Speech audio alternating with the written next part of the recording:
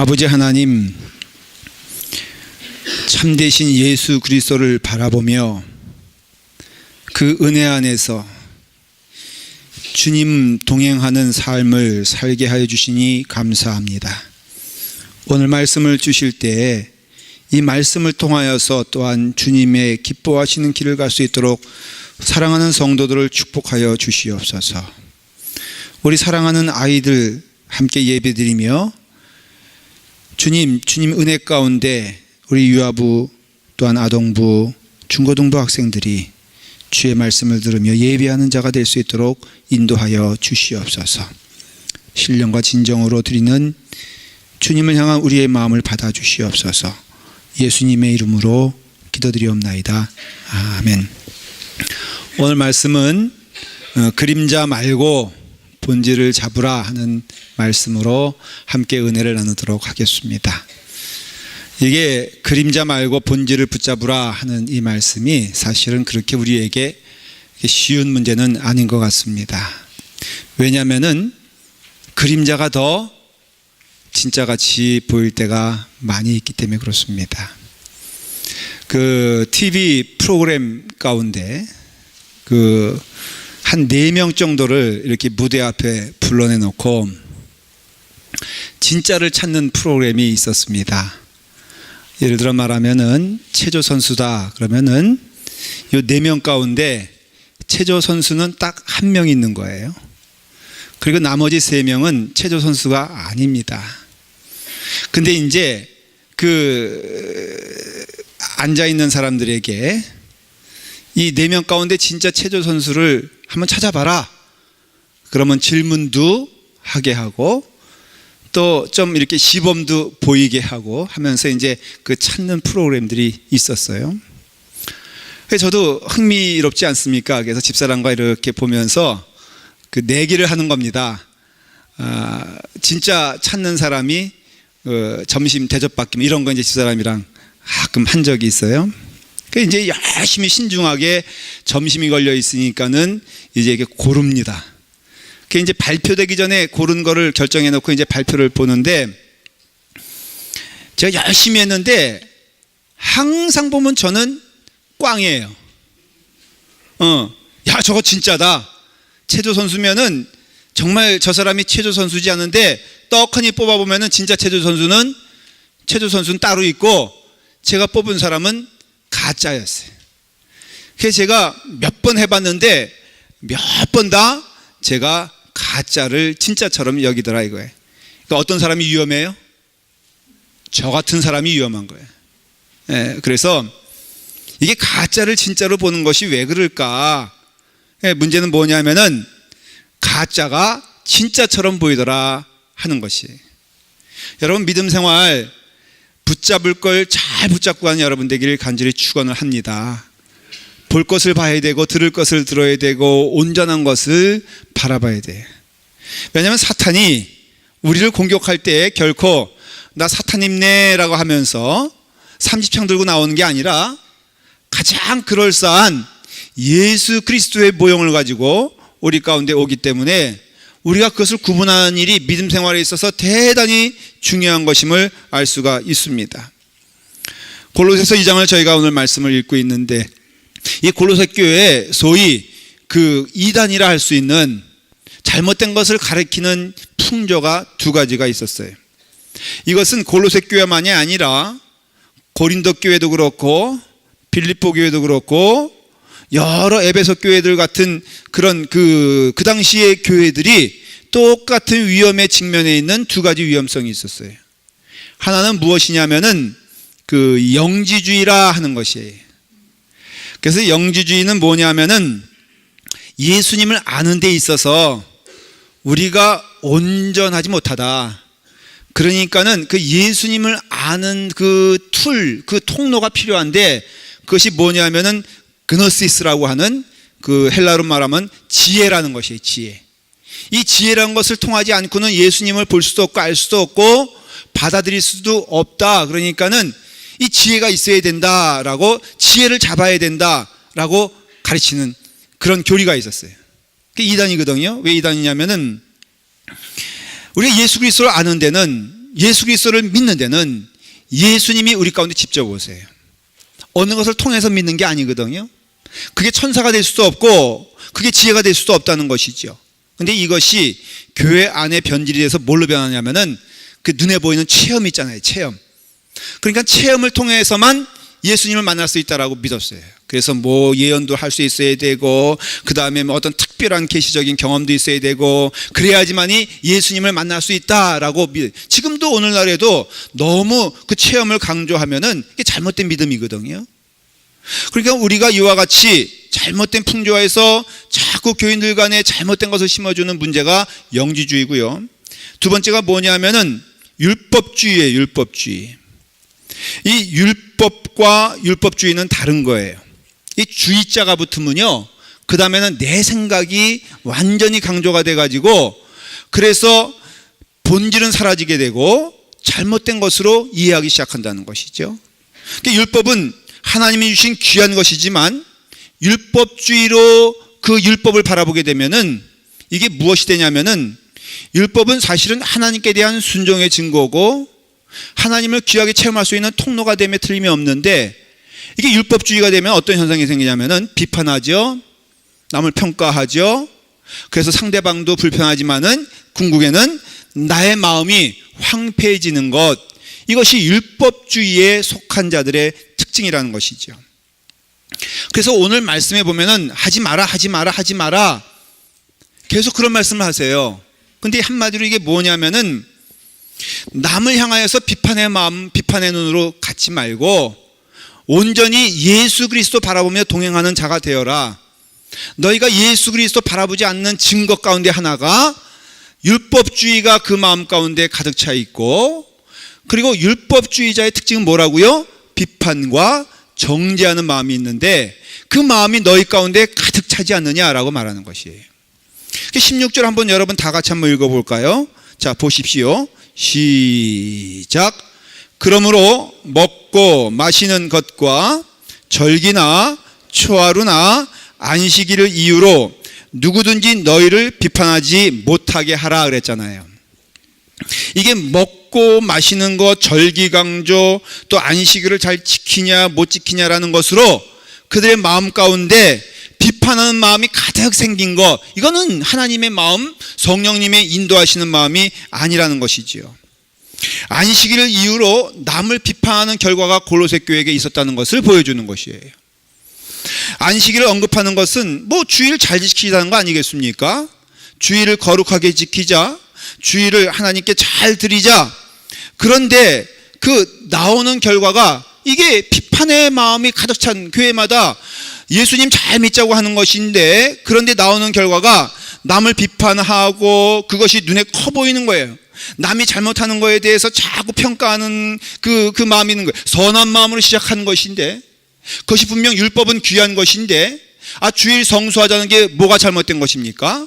그런데 주일 성수하자는 그런 주의가 그런 마음과 생각이 자칫 반드시 남을 비판하는 마음으로 가게 되면은 그 마음은 바로 악한 마음이고 사탄의 마음이고 하나님이 기뻐하시지 않는 마음이라는 것이에요. 또 하나는 그러다 보니까는 율법을 따라가긴 따라가는데 따라야 될 이유도 잘 몰라요.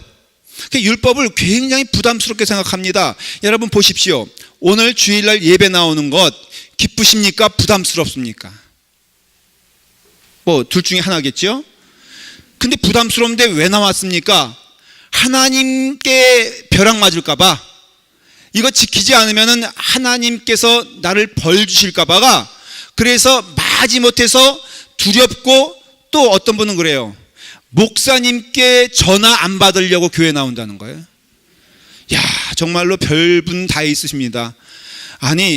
그래서 그 마음 가운데 기쁨도 없는데 하나님의 진노가 임할 것 같으니까는 내가 이거 지키며 나아갑니다. 그게 바로 무엇이냐? 율법주의에 사로잡힌 자가 되는 것이에요. 거꾸로 또 방종도 있잖아요. 그러니까 나는 법 필요 없어. 그러니까 나는 다 자유로운 것이야. 고린도전서 6장 12절에 모든 것이 내게 가하나 다 유익한 것은 아니요 모든 것이 내게 다하나 내가 아무에게든지 제재를 받지 아니하리라. 그런 말씀처럼 내가 제재받지 아니하고 내 마음껏 가는 게 뭐가 문제냐라고 얘기하는 그 사람들에게 오늘 하나님께서는 우리에게 하나님의 백성은 율법을 존중하고 율법 가운데 살아가는 자, 하나님의 말씀 가운데 살아가는 자는 분명하지만은 그러나 그것이 내게 있어서 평가의 도구나 아니면은 정죄의 도구나 아니면 비판의 도구 되는 것이 아니라는 것이에요. 더 궁극적으로 말씀을 드리면은 그런 문제로 우리가 서로 분리하고 구원을 논할 수가 없다는 겁니다. 로마서 14장 17절에 뭐라고 되어 있냐면은 하나님의 나라는 먹는 것과 마시는 것이 아니요 오직 성령 안에 있는 의와 평강과 희락이라고 했어요.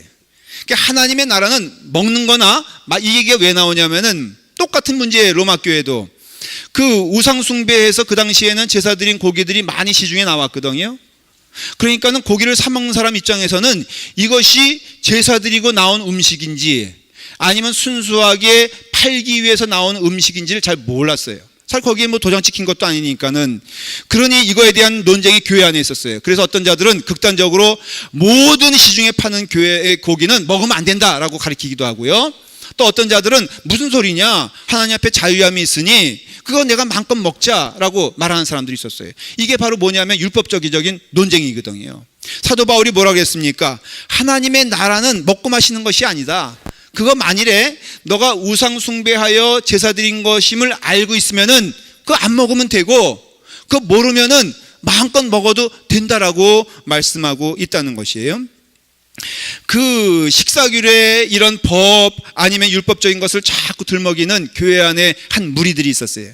그 당시에 초대교회는 두 그룹이 한 교회를 이루었어요. 하나는 뭐냐면은 유대계 기독교인들, 그 유대인이었지만은 예수님 믿고 교회 나온 사람들을 유대계 기독교인이라고 했고요.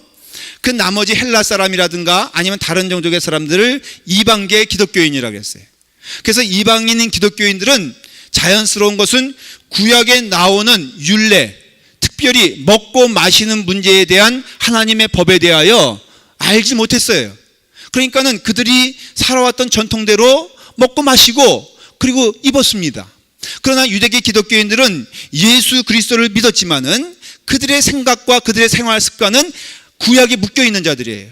그래서 구원을 받았지만은 뭔가 좀 찝찝해. 왜? 내가 하나님 말씀 따라 살았던 법칙이 있거든요.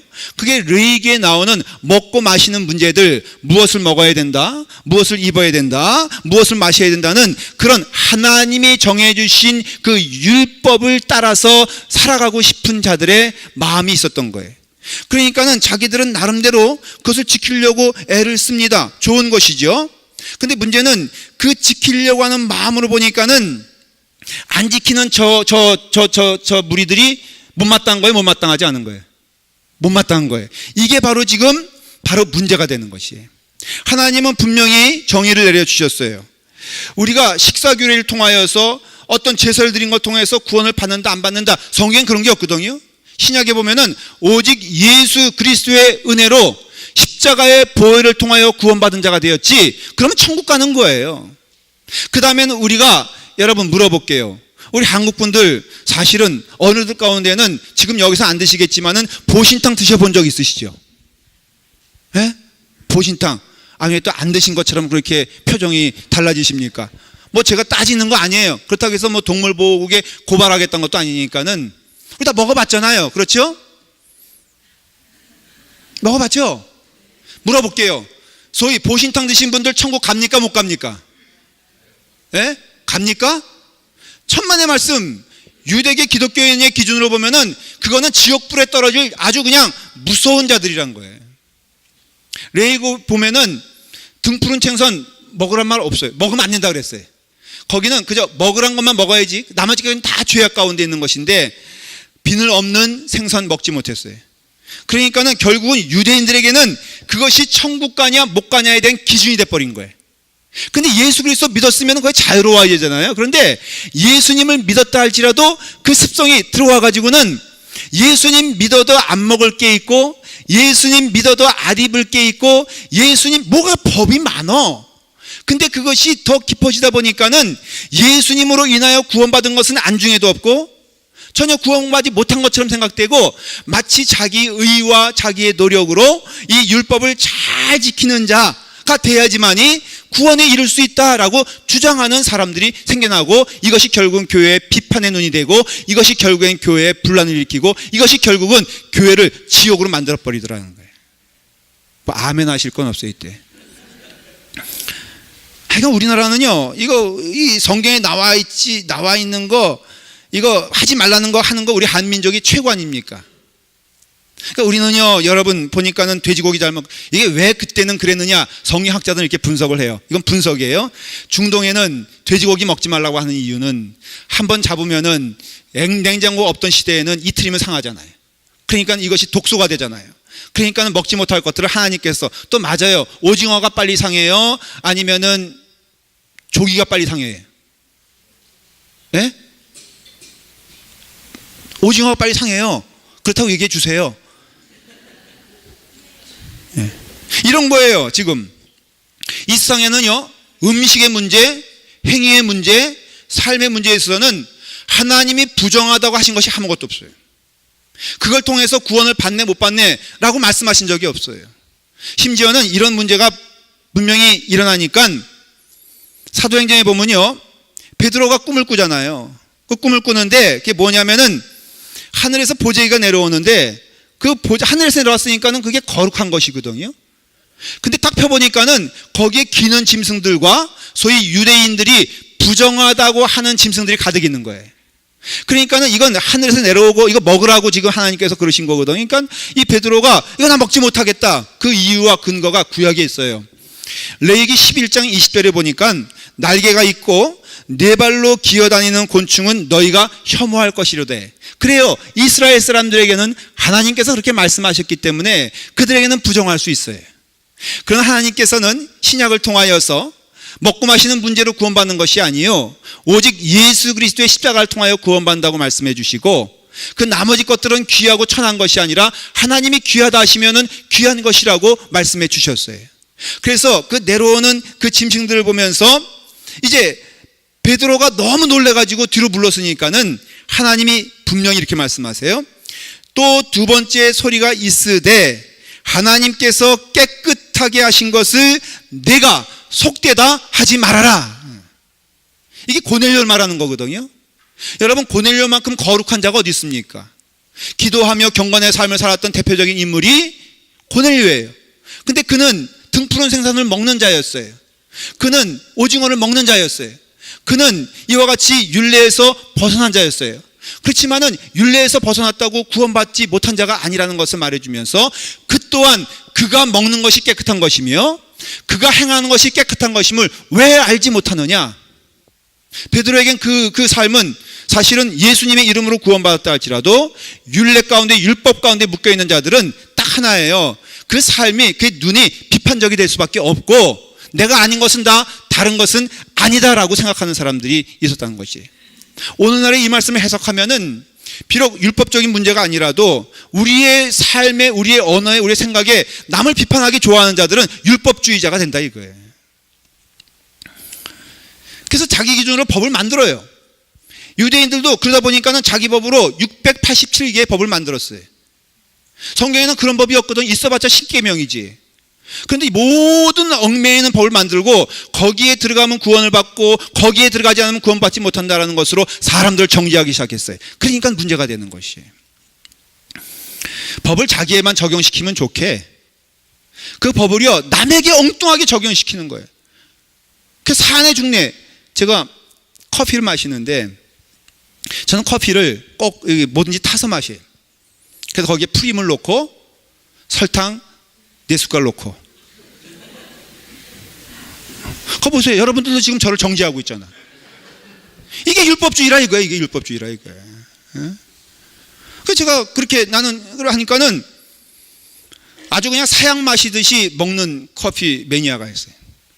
저를요 딱 보더니 당신은 커피를 지금 모욕하고 있다는 거예요. 회개해서 너무 어이가 없어서 내가 무슨 커피를 모욕했냐 그러니까, 커피에다가 무엇을 타먹는 것은 그거는 커피에 대한 모욕이고 커피를 마실 줄 모르는 자의 야만적인 행동이며, 그럴 바에는 아예 커피를 마시지 말라는 거예요. 제가 성질이 나가지고 안 타먹는 건 구원이고 타먹는 건 지옥이냐. 그리고 제가요 6개 타먹었어. 설탕. 커피 한 잔 먹으려다가 상식적인 사람이 아니고 커피 한 잔 먹으려다가 지옥불에 떨어질 뻔한 사람이 바로 저예요. 그냥 맛있게 먹으면 되는 거 아니에요? 그냥 자기 취향대로. 저는요 그 사람 사약 먹는 것처럼 저 속으로 저 사람 사약 먹네 그래도 제가 그 앞에서 당연히 사약 먹네라고 얘기해 본 적 없어요. 아니 커피에 뭘 타먹는 건 죄고 안 타먹는 건 죄 아니에요? 이런 게 있다 이거예요 지금 우리 가운데. 예수님을 믿는 것도 마찬가지예요 여러분들. 뭘 예수님 믿는데 그렇게 복잡합니까? 예수님 믿으면 자유함이 있는 거 아세요? 우리 가운데 모든 것은 가하나 모든 것은 유익해서 무릇 시장에서 파는 것은 양심을 위하여 묻지 말고 먹으라 그랬어요.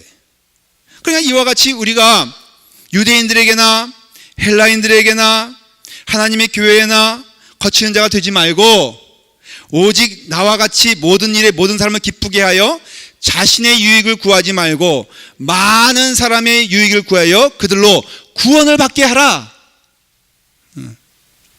제가 하와이 가서 통각교회를 방문한 적이 있어요. 나름 예배라고 하면 여러분 우리가 생각해 예배 목사님이 예배 들어가는데 반드시 입어야 될 작업복이 뭡니까? 예? 이거 아닙니까 이거? 여러분 제가 만일에 청바지 입고 나와서 설교하면 여러분 은혜 되겠어 안 되겠어? 돼요? 놀랍네. 청바지 입으면요 어떠한 설교를 해도 은혜는 이미 사라지고 시험 가운데 있는 분들 꽤 많이 있을 겁니다. 통각교회 갔어요. 나름 그래도 방문하는 교회니까는 제가 나름 한다고 제가 이렇게 하고 갔더니 웬걸 통각 사람들은요 우통 다 벗어 제끼고 치마 입고 예배 드리더라고.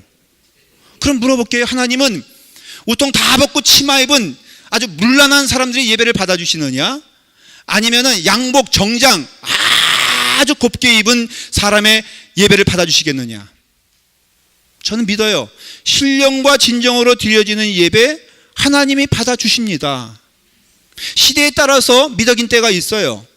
옛날에는요 여자 전도사님들의 복장 하면 딱 기준이 있었어요. 뭐예요? 하얀 저고리에 까만 치마에 검은 구두에 머리는 쪽 찬 것을 전도사님의 모습으로 이해했어요. 그러면 은혜롭다 그랬어요. 야 벌써 걸어오는 모습 보면은 할렐루야 아멘. 제가 요즘 교회 한국교회 갔더니 전도사란 친구가 나와서 저를 영접하는데 이거는 완전히 그런 적이 없어. 머리 물들이고요 귀걸이 3개 하고요 껌을 쫙쫙 씹어가면서 그 다음에 청바지 입고선 교회 안에서 저를 영접하는데 제가 이 교회는 이미 끝이야 끝.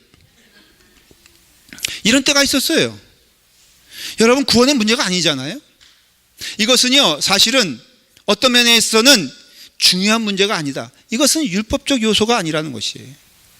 여러분 율법은 중요하지만은 율법주의는 여러분의 삶을 황폐시킵니다.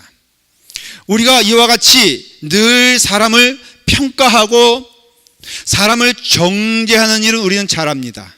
왜냐하면 죄의 뿌리가 남을 평가하고 정죄하는 일에 기뻐하는 자들이기 때문에 그래요. 우리는 예수 그리스도를 믿어도 조심해야 될 것은 옛날로 돌아가면 안 됩니다. 교회 안에서도 여러분 예수 그리스도의 은혜로 구원을 받았다면 그것으로서 천국 가는 것임을 믿고 혹여 나와 다른 것을 보면 다른 것이지 잘못된 것이 아님을 깨달으시길 바랍니다. 설사 어떤 면에서는 그 일을 한다 할지라도 어느 집사님이 저에게 와서 너무 흥분한 목소리로 말씀하시는 거예요. 기도 시간에 옆에 김 집사님이 스마트폰을 보고 있다는 겁니다. 이게 교회가 이럴 수 있냐는 거예요. 교회 기도 시간에 어떻게 스마트폰을 볼 수가 있느냐. 또 보니까는 신문을 보고 있다는 거예요. 그래서 제가 너무 저도 붕괴돼가지고 어떻게 그런 집사님이 있느냐. 김 집사님 내가 딱 불러가지고 뭐라고 해야 되겠다 하고서 이제 박자를 맞추고 집에 와서 가만히 묵상해 보니까는 너무 궁금한 게 그 집사님은 기도할 때 김 집사님이 스마트폰 보는 것을 어떻게 알았을까? 너무너무 궁금해지는 거예요. 에? 어떻게 그분이 스마트폰으로 신문을 보는 것을 알 수 있었을까? 너무 궁금한 거예요. 딱 답이 나오죠. 주목하여 봤다는 것을 보여요. 뭐 할 때? 기도할 때 자기도 눈 뜨고. 그러니까는 이와 같이 이게요, 여러분, 우리가 그 율법주의가 왜 나쁘냐 하면요, 오늘 여러분 이 말씀을 잘 들으셔야 돼요. 첫째는 우리의 성장의 방향을 오도시켜 버립니다. 우리가 바라봐야 될 분은 주님이거든요. 우리가 들어야 될 분은 주님의 음성이거든요. 우리가 따라가야 될 분은 주님이거든요. 그러니까는 우리가 주님을 바라봐야 되는데, 이와 같이 내적인 변화, 예수님의 인격을 닮아가는 그 축복 가운데 있는 속사람의 변화가 우리 가운데 중요한 것인데, 이 율법주의자들은 뭐가 특징이냐면은 자꾸 외향적인 것을 바라보면서 주님은 바라보지 아니하고, 그리고 나의 외향뿐 아니라 문제는 다른 사람의 그것을 보면서 남을 비판하는 마음이 생긴다는 거예요. 거기에 무슨 예수 그리스도의 마음과 은혜와 평강과 축복이 있겠어요? 다 사라지는 거거든요. 두 번째 뭐가 문제냐면은 우리가 예수 그리스도의 의를 붙잡고 나가는 축복받고 구원받은 은혜의 사람들인데, 이 십자가의 공로는 사라지게 되고 자기의 의가, 내가 이 정도, 율법주의자가 뭐예요 여러분? 나는 잘하고 있다 아니에요? 나는 이 정도 하고 있으니까 하나님의 은혜 가운데 나는 축복받은 사람인데 저는 누구냐라고 물어요. 그러니까 늘 질문하는 게 나 구원받았니? 너 구원받았니? 이거 물어보고 앉았잖아요. 그러니까 이와 같이 십자가의 의를 붙들고 가는 우리가 제대로 십자가를 바라보지 못하게 만드는 것이 형식주의요, 율법주의요, 남을 평가하고 남을 정죄하고 남을 비판하는 것이라. 여러분, 율법은 순종이에요. 참 기뻐요. 하나님의 말씀 따라 살아가는 것이 얼마나 즐겁습니까? 성경을 읽어도 이것이 하나님의 말씀의 주옥 같은 은혜가 내게 임한다면 얼마나 재미있습니까? 그런데 내가 누구보다도 먼저 성경을 많이 읽어서 상품 타야지, 이러면 괴로운 거예요. 그러니까 마찬가지로 우리가 우리의 삶을 통하여 점검해야 될 것, 나오는 결과가 남을 비판하는 거면 그거 죽는 거예요. 나오는 결과가 남을 정죄하는 거면 그거는 잘못된 길인 것이에요. 율법주의의 또 다른 위험성은 뭐냐면은 이게 금욕이에요, 금욕. 한번 여러분 13절 한번 읽어보시겠어요? 18절 한번 읽어보시겠어요? 자, 18절 다 읽어볼까요? 시작. 아무도 꾸며낸 겸손과 천사 숭배를 이유로 너희를 정죄하지 못하게 하라 그랬어요. 여기는 이 거꾸로 율법주의, 막 잘한다는 거의 반대가 뭐냐면 겸손이에요. 근데 겸손인데 영어로 이게 false humility라고 그랬는데, 이게 뭐냐면은 그 꾸며낸 겸손 있잖아요. 꾸며낸 헌신, 꾸며낸 그런 어떤 하나님께 대한 순종이 남을 정죄하게 된다는 것이에요. 그것이 교만의 다른 모습이란 것이죠. 마태복음 6장 16절에 보면은 금식할 때에 너희는 외식하는 자들과 같이 슬픈 기색을 보이지 말라 그랬어요. 너희는 기도할 때에 외식하는 자와 같이 되지 말아라. 사방 길가에 나가서 나 금식하네 그러지 말고, 사방 길가에 나가서 나 기도하네 그러지 말고, 여러분 기도는 어디서 하는 거예요? 골방에서 한다 그랬어요. 꼭 골방이, 그럼 나는 골방에서 하니까 목사님 나는 경건한 사람이네, 이것도 아니에요. 골방이 문제가 아니고 길거리가 문제가 아니고 누구를 향해서 하는 애가 중요한 거예요. 근데 꼭 보면은 아주 금식할 때에는 사방에 광고 내고 금식하죠. 나 이제부터 40일 동안 금식하니까는 나 절대로 내 옆에서 음식 냄새도 풍기지 마 하면서 그냥 사방에 광고 내고, 나 며칠부터 며칠까지 금식하니까는 그때 또 금식하러 나올 때는 또 꼭 어때요? 얼굴을? 아니 좀 화장 좀 하고 나오지, 왜 금식할 때는 왜 얼굴도 그렇게 어둡게 하고 나오냐. 제가 집사님 식사하시다 그랬더니 집사님이 저 목사님 금식 중이에요, 그런데 나갈게요 그래. 그래서 아니 세상에 금식이면 안 나오지 왜 나오나 약속을 했어요. 정말로 금식하더라고. 그 앞에 딱 이러고 앉아가지고, 목사님 저 오늘부터 40일 금식인 거 알고 계시죠? 그 목사님 시키세요. 그래서 제가 먹죠. 근데 여러분 딱 보고 있는 눈이 어때요? 나는 금식하는데 너는 뭐냐 이거잖아요. 그러면은 나오지 말지. 나와서는 그게 부담스럽게 말이야. 중세 때 그래서요, 실제로 고행의 옷이 있었어. 20kg 되는 쇠덩어리, 이 쇠줄로 이렇게 해가지고 묶어가지고, 그게 고행인데 꼭 고행은 어디서 했냐면은 길거리 사거리에서. 그래서 내가 이렇게 끌고 다니면서 나 지금 고행하고 있네, 걸을 때마다 바늘로 찔러가면서 나 이렇게 하고 있네. 이게 무엇이냐면은 바로 금식하네, 금욕하고 있네 이러면서 나는 금욕하는데 너는 뭐냐라고 물어보는 것이 바로 무엇이냐면은 이 율법주의자의 큰 잘못이라 하는 것이에요. 믿음 생활은요, 여러분 금식도 아니고요. 믿음 생활은요, 여러분 율법도 아니고요. 믿음 생활은 하나님과 주님과 관계를 맺으며 나아가는 것임을 깨달으시길 바랍니다.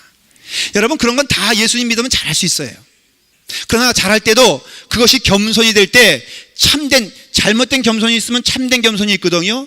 참된 겸손은 뭐냐면은 더 섬기게 되고, 약한 자를 보면 더 돕게 되고, 부족한 자를 보면 더 안아주게 되고, 바로 그와 같이 더욱더 겸손은 향기로운 예물이 되고 제물이 되고 축복이 되는 것을 볼 수 있어요. 그래서 겸손은요, 참된 겸손은 나에게도 유익할 뿐 아니라 저에게도 유익하며, 섬기는 은혜는 나에게도 복이 될 뿐 아니라 저에게도 복이 되는 것이에요. 여러분 오랫동안 경건생활 했다는 사람들이 늘 실수하는 게 뭐냐면은 왜 저 사람은 나와 같이 그렇지 못할까라고 평가를 해요. 나는 성경을 이만큼 읽는데 왜 저 사람은 왜 성경을 안 읽는 걸까? 내가 구원받고 은혜 받는데 왜 저 사람이 문제가 될까요? 왜 내가 주님께 나아가는데 왜 저 사람이 내게 걸림돌이 될까요? 그것은 이미 내 마음도 주님을 향하여 있는 것이 아니라 사람에게 묶여있고 저 사람에게 묶여있고 율법적으로 그 사람은 이미 세상 거에 묶여있는 자가 되었다는 것을 스스로 증명하는 거예요. 오늘 그렇기 때문에 여러분들 회개란 뜻이 아니에요. 여러분 주님의 은혜 가운데 주님과 온전한 교제를 누리는 여러분 되길 간절히 축원을 드립니다. 19절을 보시면 뭐라고 되어 있냐면 아주 정확히 말하고 있잖아요. 한번 19절을 다 같이 읽어보십시다. 시작. 머리를 붙들지 아니하는지라 온몸이 머리로 말미암아 마디와 힘줄로 공급함을 받고 연합하여 하나님이 자라게 하심으로 자라느니라. 할렐루야. 사랑하는 여러분, 우리가 주님이 머리 되어서 주님이 뭐라고 그러셨어요? 요한복음에 너희는 가지요 나는 나무이니 너희가 내 안에 붙어 있어 나와 함께 거하게 되었을 때 너희 가운데 풍성한 열매가 맺혀지게 될 것이다. 정말로 주님이 나와 함께 하신다면 내 안에 나오는 열매가 교만이겠습니까? 내 안에 나오는 열매가 비판이겠습니까?